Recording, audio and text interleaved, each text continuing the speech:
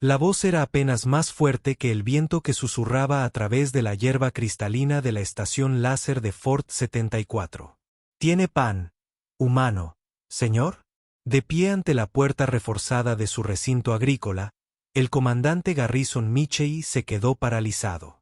Su mano estaba buscando la cerradura de plasma cuando la escuchó débil, desesperada, llevando ese tono armónico particular que solo los draconianos poseían. Se giró lentamente, su rostro curtido se arrugó por la preocupación bajo la cúpula transparente de su traje ambiental.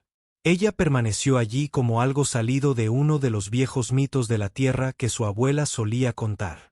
Piel azul que brillaba con una luminiscencia interior incluso en su evidente agotamiento. Alas membranosas plegadas firmemente contra su espalda, sus habituales tonos vibrantes de coral y rosa se desvanecieron en pasteles apagados. Dos pequeñas figuras se acurrucaron contra sus piernas, con sus propias diminutas alas envueltas alrededor de ellas para darse calor. El niño no podía tener más de 6 años terrestres, la niña quizá 3. Ambos tenían la misma piel azul que su madre y las mismas delicadas crestas córneas que comenzaban a formarse a lo largo de sus frentes. Garrison había visto draconianos antes, por supuesto. La especie alada había sido el primer contacto de la humanidad cuando los humanos llegaron a este sector hace 40 años, pero nunca había visto a ninguno en tal estado, su gracia natural reemplazada por la desesperación hundida del hambre verdadera. Le pregunté, ¿tienes pan? La mujer repitió, balanceándose ligeramente. Sus grandes ojos color ámbar, habitualmente tan orgullosos en su especie, estaban apagados por el cansancio. Hijos míos, hace 3 ciclos que no comemos. La cúpula agrícola de Garrison se extendía detrás de él. 20 acres de tierra cultivada bajo un entorno bioculto, que produce suficiente comida para abastecer a la mitad de la colonia humana en esta luna. Sus unidades de almacenamiento contenían suficientes productos conservados para que le duraran meses. La ironía no pasó inadvertida para él.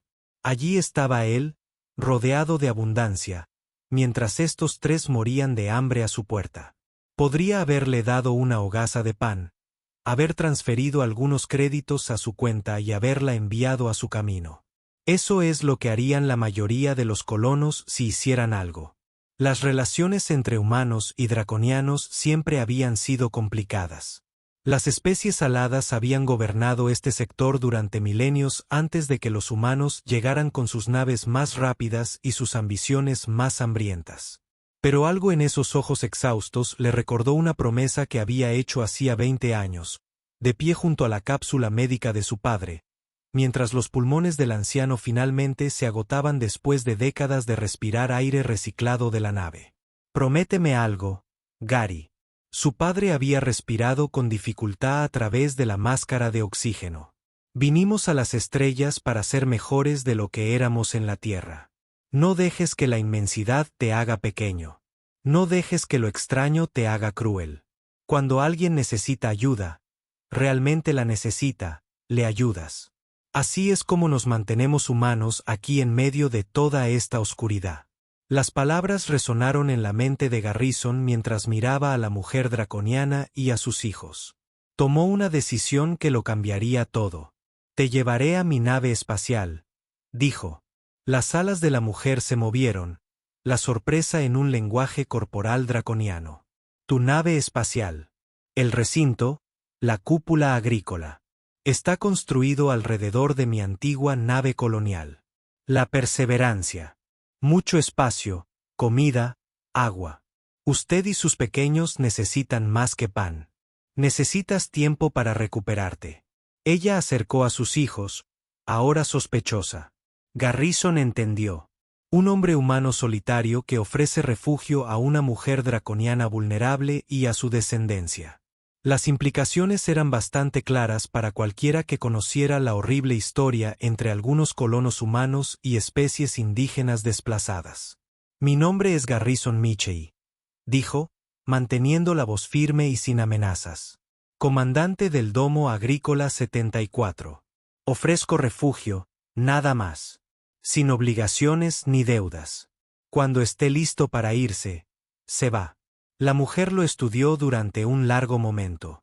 Los draconianos podían sentir frecuencias emocionales. Fue parte de su evolución como cazadores aéreos. Ella estaba leyendo su intención de la misma manera que sus antepasados alguna vez leían los patrones. Soy Cirilana, dijo finalmente. Estas son mis crías, Corbane y la pequeña Celita. Garrison asintió y luego se giró para desbloquear la puerta. El campo magnético brilló y se abrió. Vamos a llevaros los tres adentro antes de que lleguen las tormentas de metano. Los condujo a través del túnel de entrada hasta la cúpula propiamente dicha. Cirillana jadeó suavemente cuando emergieron en lo que parecía un pedazo de tierra trasplantado a un mundo alienígena, campos ondulados de cereales, huertos cargados de frutas modificadas, jardines repletos de vegetales adaptados para crecer en suelo alienígena. La Perseverancia estaba sentada en el centro como un gigante dormido. Su casco reconvertido en vivienda y almacén. Sus motores están fríos desde hace tiempo, pero su sistema de soporte vital sigue funcionando después de 40 años. ¿Esto es todo tuyo?, Cirilana preguntó, con el asombro reflejado en su voz exhausta. Lo comenzamos hace 15 años, dijo Garrison, mientras los guiaba hacia la esclusa de aire principal del barco. Después de que mi esposa, después de que perdí a alguien, necesitaba algo que construir, algo que durara. No mencionó que Cristina había muerto en el parto, llevándose a su hija con ella. No mencionó los 3 años que pasó después, apenas capaz de funcionar, hasta el día en que decidió terminar con todo o construir algo por lo que valiera la pena vivir. La cúpula lo había salvado, le había dado un propósito, pero nunca había dejado de sentirse vacía. Las esclusas de aire los hicieron circular hasta el interior de la nave.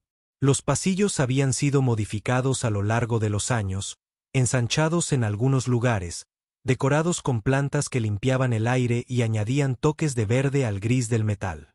Los condujo a lo que una vez había sido la plataforma de observación del barco, ahora convertida en alojamiento para invitados.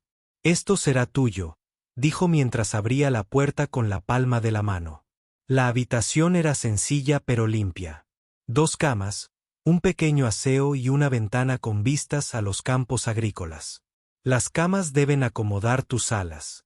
Hay una ducha sónica en el refrescante. No afectará la estructura de su membrana. Las piernas de Cirillana cedieron. Ella se sentó pesadamente en la cama más cercana, atrayendo a sus hijos hacia ella. ¿Por qué?, ella susurró. ¿Por qué harías esto por nosotros? Humanos y draconianos. No somos amigos. Garrison se quitó el casco del traje ambiental, revelando un rostro curtido por 58 años de vida, 30 de ellos en el espacio. Era un camerino. Todas las superficies eran brillantes y los espejos holográficos con percheros con prendas que ondeaban y brillaban como el agua. Y de pie en el medio, a mitad de camino, cambiándose a una especie de traje ceremonial, estaba una mujer quirosiana con piel del color de un mar tropical y cabello que brillaba como la luz de las estrellas capturada. Ella se giró bruscamente, con los ojos abiertos por la sorpresa. Ella sostenía la parte superior de una elaborada túnica diplomática, su otra mano se movía instintivamente hacia su pecho, a pesar de que estaba usando una capa inferior ajustada de tela brillante. Por un instante, se quedaron mirándose fijamente el uno al otro. Entonces el cerebro de Bernardo alcanzó a su cuerpo. Se dio la vuelta, con la cara ardiendo, la caja de herramientas se le resbaló de la mano y cayó ruidosamente al suelo. Lo siento mucho, balbuceó, levantando las manos como para alejar la situación. Creí que era el armario de herramientas, el código de la puerta. Debió haber estado mal. Simplemente me iré. Lo siento mucho. Espere. La voz era tranquila, clara y absolutamente autoritaria. Bernardo se quedó paralizado, con la mano a medio camino de la caja de herramientas. El corazón le latía con fuerza. Lo iban a despedir. Peor aún, lo pondrían en la lista negra. Nadie lo contrataría después de esto. ¿Cómo se suponía que le explicaría a Marin que tuvieron que cambiar de estación porque había sorprendido a un agente mientras se cambiaba? «Date la vuelta», dijo la mujer. Bernardo dudó. «De verdad creo que debería irme». «Dije que te dieras la vuelta». No había ira en su voz, solo una orden tranquila que dejaba claro que estaba acostumbrada a que la obedecieran. Lentamente, Bernardo se dio la vuelta. La mujer ya estaba completamente vestida, la elaborada túnica diplomática sobre los hombros, con sus patrones cristalinos reflejando la luz ambiental. Era alta, probablemente cerca de 1,80 metros, con la gracia natural que parecía ser característica de las querrosianas. Su rostro era llamativo, pómulos altos y ojos grandes que reflejaban la luz como los de un gato. Pero lo que le llamó la atención fue su expresión. No estaba enfadada. Parecía sorprendida, casi curiosa. «Llamaste a la puerta», dijo ella. Bernardo parpadeó. «¿Qué?» «Antes de abrir la puerta, llamaste». Ella ladeó la cabeza ligeramente, observándolo.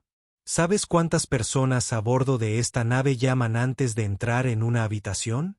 No entiendo. 0, dijo ella. Nadie llama. Simplemente entran exigiendo atención, exigiendo respuestas, exigiendo que resuelva cualquier crisis que haya surgido en los últimos 10 minutos. Eres la primera persona en 3 años que llama a una puerta antes de abrirla. Bernardo no tenía ni idea de qué decir a eso. Cambió de postura, plenamente consciente de lo fuera de lugar que se veía con su chaqueta de trabajo manchada y sus botas desgastadas. Solo intentaba encontrar el depurador de oxígeno. El armario de servicios. Debo haberme equivocado de código. La expresión de la mujer se suavizó ligeramente. Sección 4. Sí. El armario de servicios está 2 puertas más abajo. Alguien actualizó los códigos de acceso la semana pasada y olvidó informar a mantenimiento. Hizo una pausa. ¿Cómo te llamas? Bernardo Guade. Mamá, ¿trabajas en sistemas ambientales? Sí, señora. Turno de noche. He estado a bordo durante unos 9 meses. Asintió lentamente, como si procesara la información. Soy Tiara Letus, embajadora diplomática de alto rango en la estación Horizonte. Y antes de que entres en pánico, no voy a hacer que te despidan por un accidente que no fue tu culpa. El alivio que inundó a Bernardo fue tan intenso que casi se desplomó. Gracias, embajador. Lo siento de verdad. Deja de disculparte, dijo, pero su tono era casi amable. Ve a arreglar el depurador de oxígeno. Y Bernardo reflexionó, quizás quieras revisar tus códigos de anulación con más cuidado la próxima vez. Sí, señora. Ulu. Se agachó para recuperar su caja de herramientas, con las manos aún temblando ligeramente, y prácticamente huyó al pasillo. 2 puertas más allá, tal como ella le había dicho, estaba el armario de herramientas. Lo abrió, encontró el depurador y pasó los siguientes 40 minutos intentando concentrarse en la reparación, mientras su cerebro repasaba el encuentro. La forma en que lo había mirado, no con ira ni desdén, sino con algo que casi parecía respeto por haber llamado. Parecía algo insignificante, pero para ella, al parecer, importaba. Terminó la reparación, presentó su informe y se fue a casa mientras el amanecer artificial comenzaba a extenderse por la estación. Marin seguía dormida cuando llegó, acurrucada bajo sus gastadas mantas con su osito de peluche bajo el brazo. Se quedó en la puerta un momento, observándola respirar, y sintió. El peso familiar se posó sobre sus hombros. Ella merecía algo mejor que esto. Mejor que un apartamento diminuto y un padre que trabajaba toda la noche y dormía todo el día.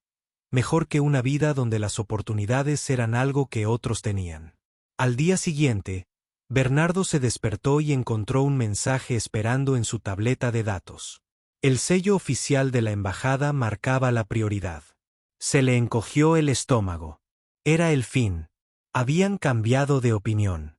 El embajador Tiara había decidido que, después de todo, Sorprenderla era motivo de despido. Abrió el mensaje con manos temblorosas. No era un aviso de despido. Era una solicitud de reunión. La embajadora Tabara quería verlo en su oficina a las 14. Bernardo miró el mensaje durante un minuto entero intentando comprender su significado. Las solicitudes de reunión no iban dirigidas a los trabajadores de mantenimiento. Iban a los jefes de departamento, a los funcionarios de la estación, a las personas importantes. Comprobó la dirección del remitente 3 veces para asegurarse de que fuera real y luego se dejó caer pesadamente en el sofá. «Papá». Marin apareció en la puerta, frotándose los ojos para desmayarse. «¿Pasa algo?» «No, chaval. Acabo de recibir un mensaje extraño del trabajo». «¿Raro? ¿Cómo?» «Raro. Como si tuviera que ir a una reunión con alguien importante». Marin se animó al instante, su curiosidad superando su somnolencia. ¿Como una reunión con el jefe? ¿Te van a ascender? Lo dudo. Probablemente sea lo mismo que pasó anoche. ¿Qué cosa? Bernardo dudó. ¿Cómo le explicaste a una niña de 8 años que había sorprendido accidentalmente a una diplomática extraterrestre mientras se cambiaba? Puede que me haya equivocado de puerta en el trabajo. Marin rió. ¿Entraste al baño? Algo así. ¿Estás en problemas? Aún no lo sé. A las 1400 horas, Bernardo estaba frente a la oficina del embajador Tabara, con la camisa más limpia que tenía y tratando de no inquietarse. La puerta estaba hecha del mismo material biocompuesto que el resto de la nave, con un sutil patrón que parecía agua fluyendo. Nunca había estado en una oficina diplomática. No tenía ni idea de qué esperar. Llamó, «Entra». La puerta se abrió, revelando un espacio que era mitad oficina, mitad acuario. La ilusión se hizo añicos al 16º día. Garrison le estaba enseñando a Corva a calibrar el sistema de riego cuando sonó la alarma de proximidad. 3 naves se acercaban, elegantes naves corporativas con logotipos de minería de macronúcleos brillando en sus cascos. «Suban a la nave», ordenó Garrison. «Encuentren a su madre. Enciérrense en sus aposentos». Pero el señor Garrison, ahora Corv, el chico corrió, sus alas lo ayudaban a planear a grandes saltos hacia la perseverancia. Garrison llegó al centro de comunicaciones de la cúpula justo cuando llegó la transmisión de la nave líder. El rostro que se materializó en la pantalla era exactamente lo que Garrison esperaba. Seguridad corporativa, todo aristas afiladas y fría eficiencia. La etiqueta del hombre decía, «Jefe de seguridad». «Comandante Michei», dijo Trolley con una sonrisa que nunca llegó a sus ojos. «Entiendo que están albergando propiedad de la compañía». «No estoy albergando nada más que refugiados bajo el Acuerdo Galáctico 77 Alpha», respondió Garrison con calma. «A menos que Macrocore haya comenzado a reclamar la propiedad de seres conscientes». «No sea dramático, Michei. La draconiana sirillana le debe a Macrocore una deuda sustancial. Su esposo obtuvo préstamos de la compañía para tratamiento médico con ella como cosignatario. La deuda se transfiere a ella tras su muerte. Qué conveniente que muriera en su mina insegura antes de poder pagarla». La sonrisa de Trolley se ensanchó. «Cuidado, comandante. Eso suena a calumnia. Estamos aquí para cobrar una deuda legal. La hembra y su descendencia regresarán con nosotros para trabajar y pagar lo que se debe.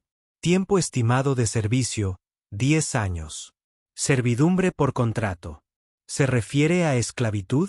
Me refiero a cumplimiento legal del contrato. Tiene 1 hora para presentarse en su puerta o iremos a buscarla. Y comandante, no creo que su estatus agrícola la proteja. Encubrir a deudores corporativos es un delito. Podría perderlo todo». Se cortó la transmisión. Garrison encontró a Sirillana en sus aposentos, abrazando a sus hijos. Lo había oído todo por el comunicador interno de la nave. «Me voy», dijo de inmediato. «No dejaré que pierda el trabajo de su vida por nosotros. Ni hablar, Garrison. Por favor. Ya ha hecho mucho». «¿A cuánto asciende la deuda?». Mencionó una cifra. Eso lo hizo sabio. Era más de lo que su cúpula produjo en 2 años. Tiene que haber otra manera, dijo. No la hay. Macrocore se encarga de eso. Endeudan a los draconianos. Nos usan como mano de obra barata. Es legal bajo la ley humana porque no somos ciudadanos humanos, solo extranjeros residentes. Se puso de pie, extendiendo las alas con resignación. No permitiré que sufras por nosotros. Madre, no. Corvain la agarró del brazo. No podemos ir con esos hombres. Mataron a padre. No tenemos elección, mi valiente. Sí, la tienes. Todos se giraron para mirar a Garrison. Estaba más erguido que en años, y había algo en sus ojos, el fantasma del comandante militar que una vez fue. Sirillana, ¿te casarías conmigo? Udu. El silencio que siguió podría haberse tragado estrellas. ¿Qué? Susurró. Cásate conmigo ahora mismo. Si eres mi esposa, te conviertes en ciudadana humana por matrimonio. La deuda se convierte en propiedad conjunta, lo que significa que necesitan el consentimiento de ambos para ejecutar el cobro, y nunca lo daré. Pero, apenas me conoces. Sé lo suficiente. Sé que eres una buena madre. Sé que trabajas duro. Sé que mi domo se ha sentido más como un hogar en las últimas 2 semanas que en 3 años. Respiró hondo. Sé que no quiero que te vayas. Los niños se convertirían en mi dependencia legal, protegidos por la ley humana. Las alas de Cirilana temblaban. ¿Harías esto? ¿Unirte a un draconiano? Tu gente lo hará. Mi gente puede irse al infierno si tiene algún problema con eso. Lo siento, niños. Finge que no has oído esa palabra. Celita rió a pesar de la tensión. Madre dice peores palabras cuando cree que estamos durmiendo. Celita, jadeó Cirillana, pero había un toque histérico de risa en su voz. Tenemos 40 minutos, dijo Garrison con urgencia. La computadora de la nave puede realizar una ceremonia legal, privilegio del capitán, incluso para un nave desmantelada. Se sostendrá en la corte. Cirilana miró a sus hijos, luego a Garrison. Esto es una locura. Quizás, pero también es correcto. Lo presiento. ¿Tú no? Lo miró fijamente un largo instante, con esos ojos ámbar viendo más allá de la superficie. Luego asintió. La ceremonia fue apresurada, pero legal. La computadora de la nave, aún manteniendo su autoridad colonial, registró sus votos. Garrison prometió proteger y proveer. Cirilana prometió estar a su lado. Los niños actuaron como testigos. Corvain, serio y orgulloso. Seita, simplemente feliz de ser incluida. Cuando Trolley volvió a llamar, Garrison lo recibió en la puerta con su certificado de matrimonio visible en su tableta. Felicidades, dijo Trolley secamente. Acabas de heredar una deuda que no puedes pagar. De hecho, heredé una esposa y 2 hijos que ahora son ciudadanos humanos por matrimonio, respondió Garrison. Y según el Estatuto 493, subsección C, el cobro de deudas contra ciudadanos humanos requiere una audiencia en un tribunal colonial con el debido proceso. Nos vemos en el tribunal, Trolley, donde presentaré pruebas de las condiciones laborales inseguras de Macrowe, las 17 muertes que causaste y tus prácticas crediticias abusivas a familias desesperadas. El rostro de Trolley se ensombreció. ¿Te crees listo? Creo que soy un granjero que sabe leer códigos legales. Ahora vete de mi tierra antes de que presente cargos por acoso. Esto no ha terminado, Michei. No, no lo ha hecho. Pero por ahora, sí. Vete. Los barcos partieron, pero Garrison sabía que regresarían. Macrowe no se rindió fácilmente. Esa noche, después de que los niños se durmieran, Garrison y Cirillana se sentaron en la cocina, con una tetera entre ellos. Estamos casados de verdad, dijo ella como si estuviera probando las palabras. Lo estamos. Mira, sé que fue repentino, pero fue lo más amable que alguien haya hecho por mí. Se inclinó sobre la mesa, sus dedos azules cubrieron la mano curtida de él. Pero Garrison, no tienes que hacerlo. O sea, no tenemos que fingir que esto es real. Entiendo que fue solo para protegernos. Giró la mano, entrelazando sus dedos. ¿Y si quisiera ser real? Se apartó un poco. Ni siquiera sabes si los humanos y los draconianos pueden si somos compatibles de esa manera. No quiero decir que no esté hablando del aspecto físico. No a menos que no lo quisieras. Si es que alguna vez lo deseabas. O sea, se pasó la mano libre por el pelo gris, nervioso. Cristina y yo empezamos como amigos, mejores amigos. El amor llegó después, creció de esa amistad. Tal vez podríamos empezar como amigos y ver a dónde nos lleva. Sin presión, sin expectativas. Solo mira. Las alas de Sirillana se relajaron, extendiéndose ligeramente en lo que había aprendido que era la satisfacción. Me gustaría eso. Ser amigos. Los meses que siguieron fueron una danza de pasos cautelosos hacia algo que ninguno de los dos sabía cómo nombrar. Mantenían habitaciones separadas, pero compartían todo lo demás: las comidas, el trabajo, la crianza de los niños. Garrison enseñó a Corbane a pilotar la pequeña lanzadera de la cúpula, y el niño se adaptó con naturalidad. Sirillana le enseñó a Garrison a interpretar los patrones de viento que los draconianos usaban para volar, aunque él nunca había volado. Selita empezó a llamarlo Papá Gary, lo que le encogía el corazón cada vez. Corane era más reservado, apegándose al señor Garrison. Pero el niño lo defendía con fiereza cuando otros niños humanos de la escuela de la colonia hacían comentarios sobre la especie de su madre. Es más humano que cualquiera de ustedes, había declarado Corbine, ganándose una suspensión de 3 días por la pelea que siguió. Garrison tuvo que fingir severidad al recoger al niño, pero le compró un helado de camino a casa. El juicio con Macro se alargó. Garrison contrató a la mejor abogada que pudo permitirse, una joven astuta llamada Reeves, especializada en asuntos interespecies. Ley. Encontró irregularidades en los documentos del préstamo, evidencia de coerción, pruebas de que Macrocore había estado atacando deliberadamente a trabajadores draconianos con préstamos abusivos. Podemos ganar esto, les dijo después de 6 meses de preparación. Pero Macro lo encarecerá. Lo prolongarán con la esperanza de llevarte a la ruina antes de que lleguemos a juicio. Déjalos intentarlo, dijo Garrison con gravedad. Había comenzado a vender su excedente directamente a otros colonos, eliminando al intermediario corporativo. La cúpula estaba produciendo más que nunca, en parte gracias a las sorprendentes innovaciones de Corbane. El niño había descubierto cómo aumentar el rendimiento ajustando el espectro UV para que coincidiera con la salida de la estrella binaria del láser 74. Fue Sirillana quien encontró la solución. ¿Qué pasa si lo hacemos público? Como sugirió una noche, Macro depende de contratos gubernamentales.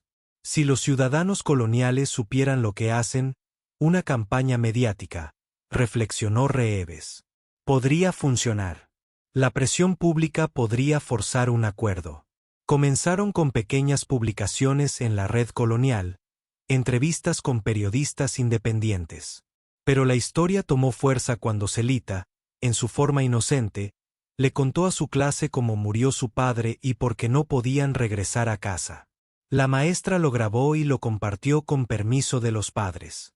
En cuestión de días, se había extendido a 3 sistemas. Una niña draconiana de 7 años con los conceptos básicos rotos explica cómo su padre fue al lugar caliente donde los humanos necesitaban ayuda y nunca regresó. Era imposible ignorarlo. El hecho de que terminara diciendo, pero papá Gary nos salvó.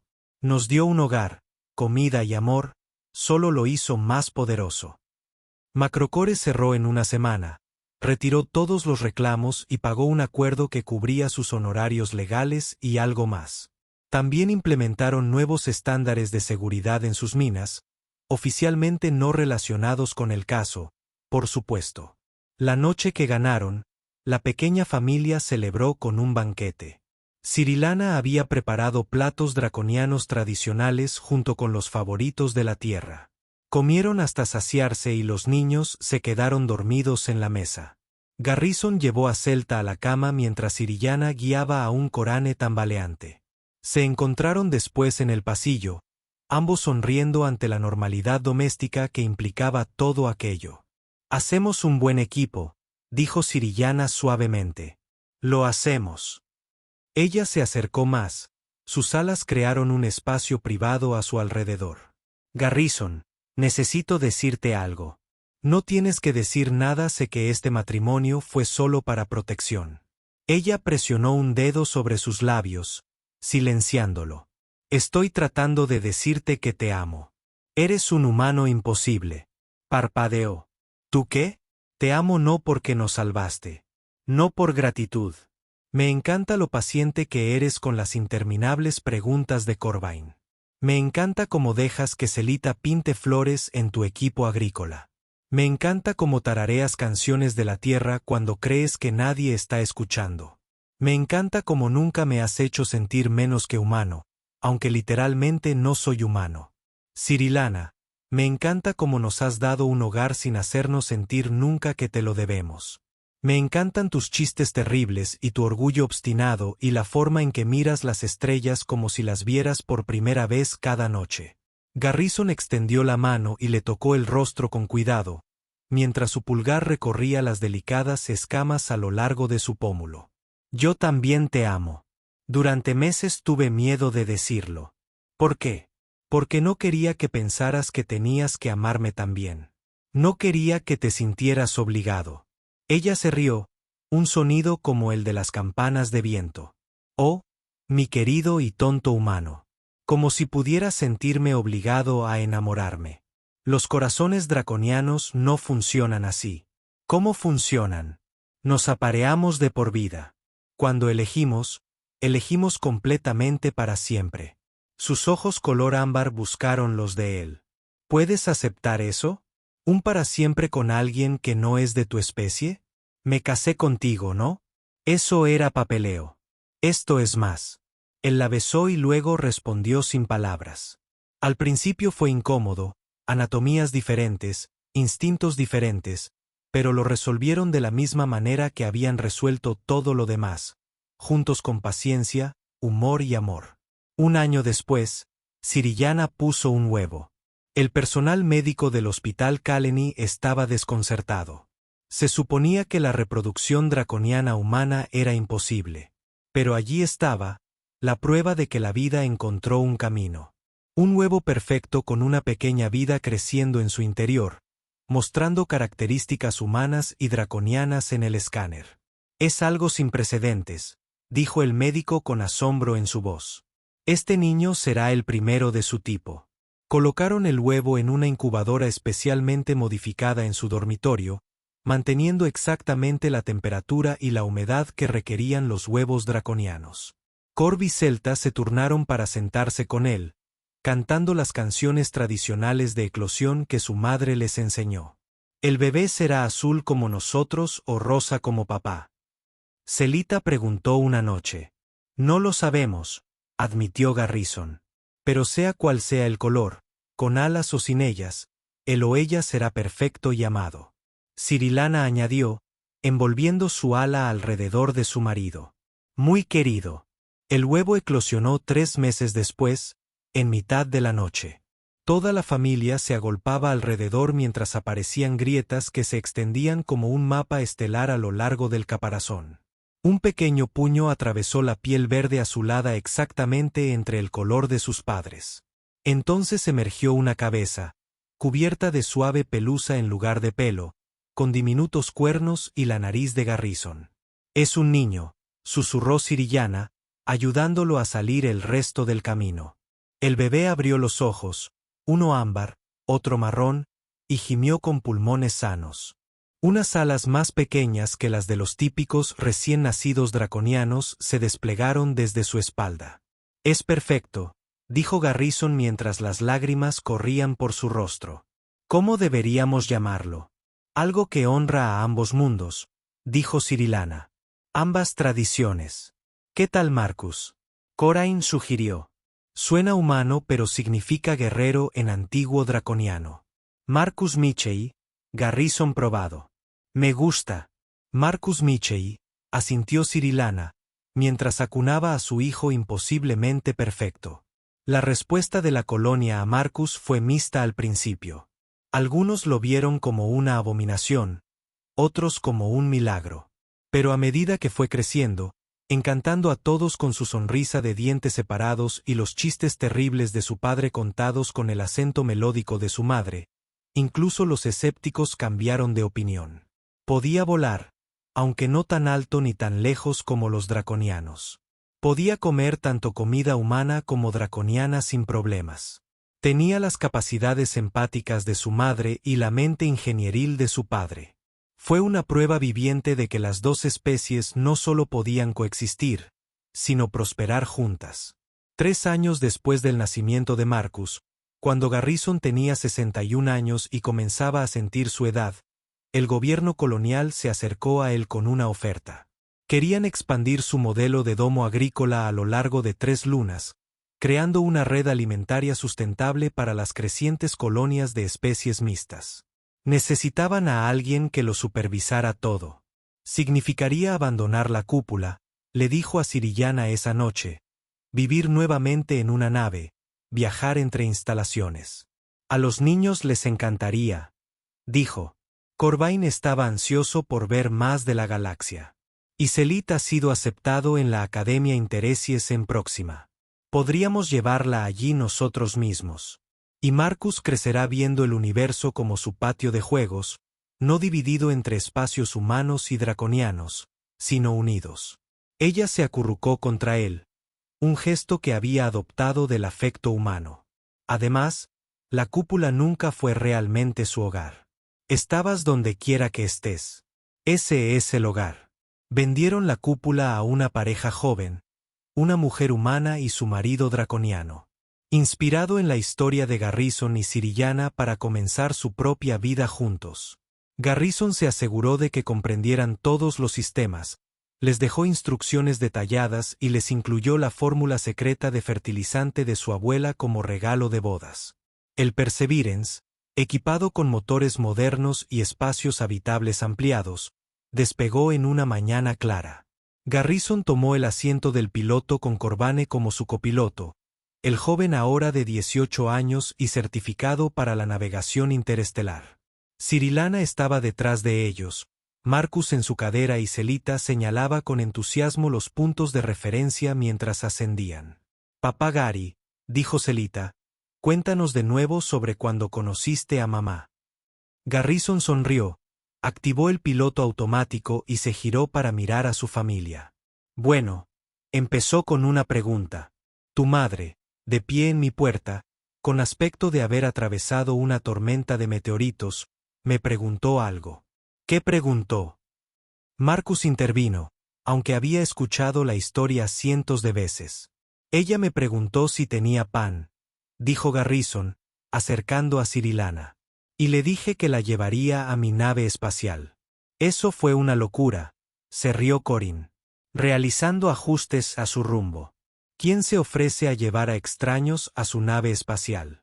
Alguien que le hizo una promesa a su padre, dijo Garrison. Alguien que necesitaba recordar como ser humano. Alguien que tuvo la suerte de que le hicieran la pregunta correcta en el momento correcto. ¿Crees que el abuelo estaría orgulloso? Sita preguntó. Garrison miró alrededor de la cabina a su draconiana esposa, a sus hijos adoptivos que lo llamaban padre, a su imposible hijo milagroso y a la nave que los llevaba hacia nuevas aventuras. Pensó en las palabras de su padre, en seguir siendo humano en medio de la oscuridad, en ayudar a quienes lo necesitaban. Sí, dijo, con la voz cargada de emoción. Yo creo que lo sería. Mientras la perseverancia rompía la atmósfera y entraba en la vasta oscuridad salpicada de estrellas, Cirilana comenzó a tararear una canción viajera draconiana. Celita se unió con armonías que solo su especie podía producir. Marcus balbuceó melodiosamente. Incluso Corvain añadió su voz más profunda a la mezcla. Garrison escuchó la música de su familia llenando el barco. Observó cómo las estrellas se extendían en líneas mientras saltaban al hiperespacio y supo con absoluta certeza que cada elección, Cada oportunidad, cada momento de duda y miedo había valido la pena. Había cumplido la promesa que le había hecho a su padre. Se había mantenido humano, y al hacerlo, se había convertido en mucho más. Pasaron 20 años. El apellido Michei se convirtió en leyenda en 7 sistemas. Sus estaciones agrícolas alimentaron a millones de personas y emplearon tanto a humanos como a draconianos, estableciendo el estándar para la cooperación entre especies. Coranes se hizo cargo de las operaciones de 3 estaciones. Su liderazgo natural y brillantez técnica lo convirtieron en el comandante de estación más joven en la historia colonial. Celita se convirtió en un reconocido xenobiólogo, especializado en genética híbrida. Inspirado por su inusual hermano, Marcus se convirtió en un joven que se movía entre ambos mundos con naturalidad y gracia, convirtiéndose en una especie de embajador. Prueba de que el futuro no tiene por qué dividirse por especies. Y en el centro de todo, Garrison y Sirillana continuaron su improbable historia de amor. Cuando la salud de Garrison comenzó a fallar a los 80 años, Sirillana nunca se apartó de su lado. Los draconianos vivían más que los humanos. Ella viviría décadas más que él. Ambos lo sabían. Siempre lo había sabido. Mi único arrepentimiento, le dijo una noche mientras miraban las estrellas desde la ventana de su cabaña, es haberte dejado sola. No me vas a dejar sola, dijo ella, envolviéndolo con sus alas como la primera noche que se besaron. Me dejas con toda una vida de amor para recordar. Hijos que llevan tus valores. Nietos que jamás conocerán un universo donde humanos y draconianos no puedan amarse. Me dejas con mucho más de lo que jamás soñé cuando le pedí pan a un extraño. Garrison falleció en paz a los 82 años, rodeado de su familia. Sus últimas palabras fueron para Marcus: cuida a tu madre y recuerda que cuando alguien necesita ayuda, tú ayudas. Así es como nos mantenemos humanos. Miles de personas asistieron al funeral. Humanos y draconianos permanecieron uno junto al otro, celebrando a un hombre que había visto más allá de las especies para encontrar una familia. Sirillana habló del granjero gruñón que respondió a su desesperada súplica con una amabilidad inesperada. Corvine habló del padre que lo eligió. Celita cantó una canción de duelo draconiana que hizo llorar a todos. Marcus leyó del diario de su abuelo las palabras de un hombre que le hizo prometer a su hijo que seguiría siendo humano en la oscuridad.